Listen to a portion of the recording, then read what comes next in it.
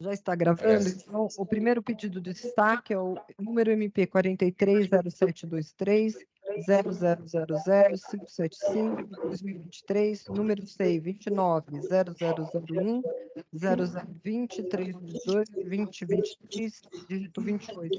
Promotoria de Justiça de Piracicaba, relator doutor Antônio Calil Filho.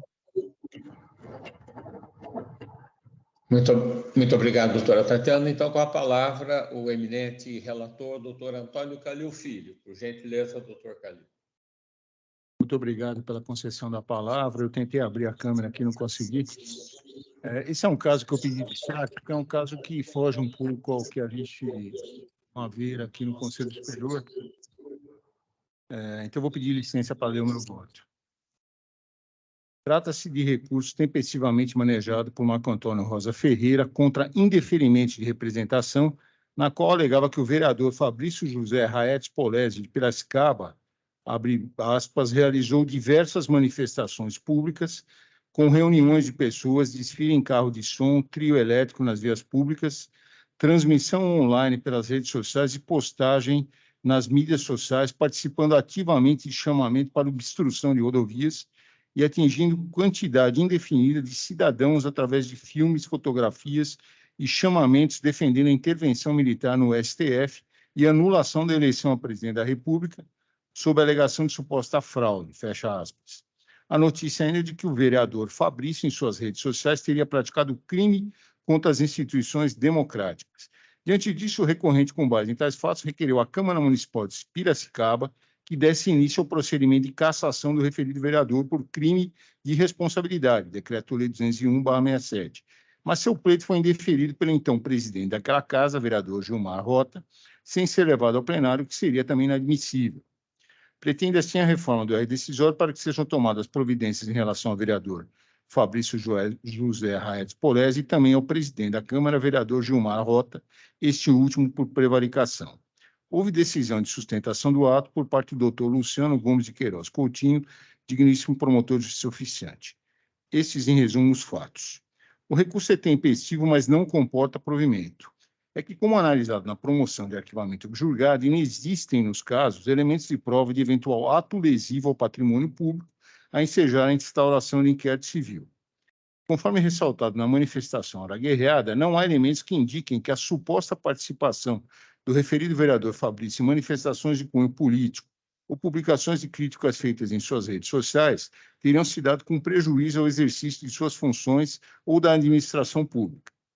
Destaque com base nos elementos narrados, analisada a matéria no âmbito da improbidade administrativa e considerando a ausência de prejuízo concreto ao erário, especialmente as recentes alterações da Lei da Improbidade Administrativa, aí eu cito o número da lei, no tocante aos termos do artigo 11 da mencionada lei, com a exigência de dolo específico para a configuração de ato ilícito, não se vislumbra justa causa para a instauração de inquérito civil.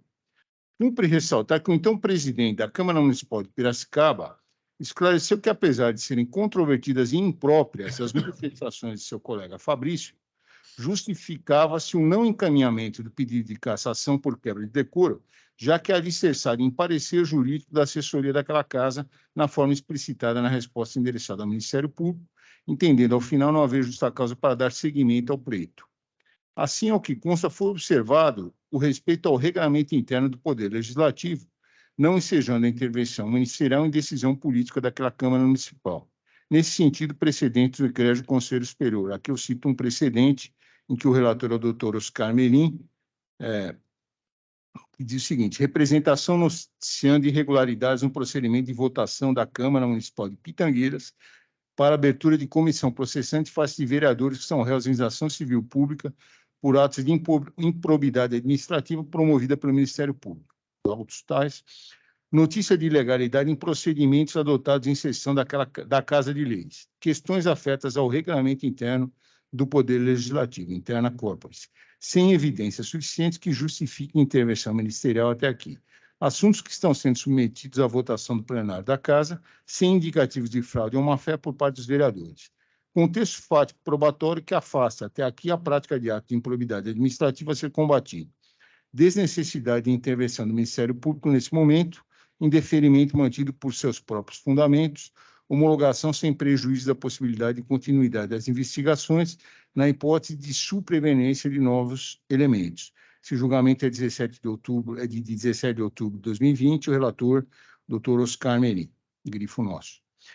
Assim, também no que tange a conduta do vereador Gilmar Rota, presidente da Câmara Municipal, concluiu o digno promotor de justiça pela ausência de hipótese de intervenção ministerial, já que inexistente omissão na medida que ele deu encaminhamento à representação recebida e, após acolher parecer da área jurídica da Câmara, decidiu por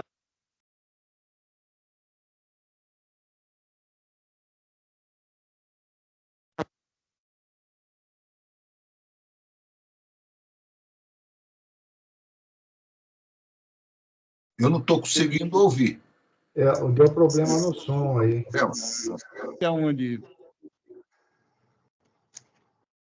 Até onde os senhores ouviram? Depois eu vou ler meu voto, não? Uns 30 segundos atrás. Uns 30 segundos aí, viu? Uns 30, 40 segundos. Cumpre ressaltar que o então presidente da Câmara Municipal de Piracicaba esclareceu que, apesar de serem controvertidas e impróprias as manifestações de seu colega Fabrício, justificaram... De novo. Está ouvindo agora? Perdão. Não? Quando você toca no microfone, para de funcionar.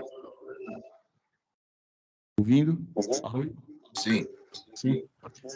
Assim, ao que consta, foi observado respeito ao regulamento interno do Poder Legislativo, não ensejando a intervenção ministerial em decisão política daquela Câmara Municipal. Nesse sentido, precedentes desse egrégio Conselho Superior. Aqui eu cito um caso que foi julgado aqui por esse Conselho Superior, em que o relator foi o Procurador de Justiça Oscar Merim Filho, julgado em outubro de 2020. Assim, também no que tange a conduta do vereador Gilmar Rota, presidente da Câmara Municipal, concluiu o digno promotor de justiça pela ausência de hipótese de intervenção ministerial, já que inexistente omissão na medida em que ele deu encaminhamento à representação recebida e, após acolher parecer da área jurídica da Câmara, decidiu por arquivá-la de forma fundamentada por considerar não configurado o aventado crime de responsabilidade.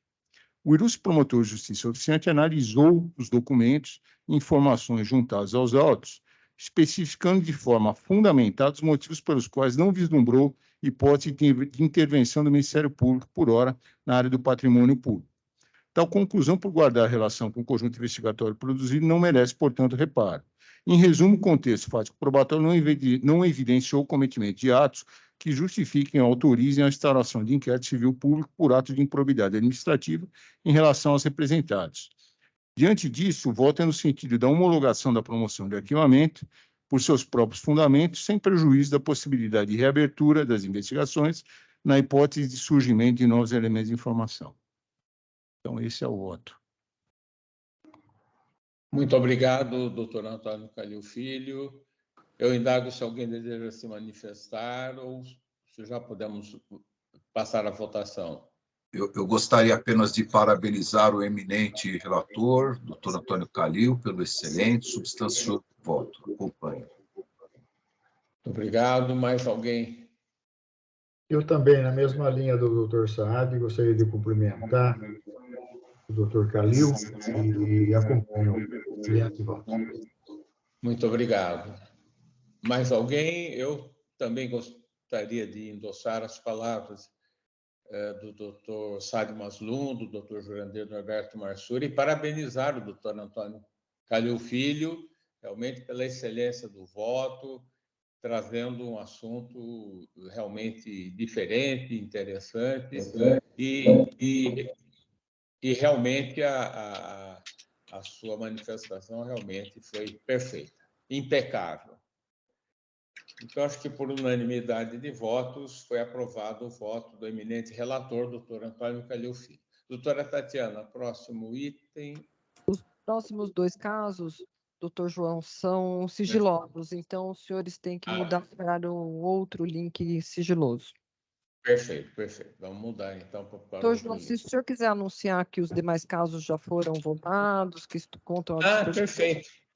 Tudo bem. Então, aproveito a oportunidade para anunciar que todos os votos dos relatores, apreciados pelos plenos e pelas turmas, foram aprovados, e registrando que todos os julgamentos estão disponíveis no sistema do Conselho.